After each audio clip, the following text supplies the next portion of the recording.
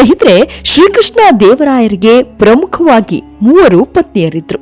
ಅವರಲ್ಲಿ ಮಹಾರಾಣಿ ಅಂದ್ರೆ ತಿರುಮಲಾದೇವಿ. ಇವರೇ ಪಟ್ಟದ ಅರಸಿ.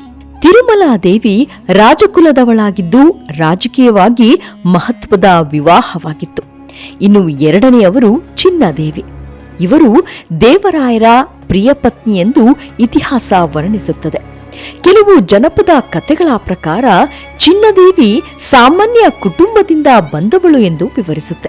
ಆದರೆ ಇದಕ್ಕೆ ಸ್ಪಷ್ಟ ಆಧಾರವಿಲ್ಲ. ಇನ್ನು ಮೂರನೆಯವರು ಅನ್ನಪೂರ್ಣಾದೇವಿ. ಕೆಲವು ಇತಿಹಾಸ ಗ್ರಂಥಗಳಲ್ಲಿ ಇವರ ಹೆಸರು ಕಾಣಸಿಗುತ್ತೆ. ಗಜಪತಿ ರಾಜಕುಲದೊಂದಿಗೆ ರಾಜಕೀಯವಾಗಿ ಮೈತ್ರಿಗಾಗಿ ನಡೆದ ವಿವಾಹ ಎಂದು ಹೇಳಲಾಗುತ್ತದೆ. ಈ ವಿವಾಹದಿಂದ ಒಡಿಶಾ ಪ್ರದೇಶದೊಂದಿಗೆ ಸಂಬಂಧ ಬಲವಾಯಿತು.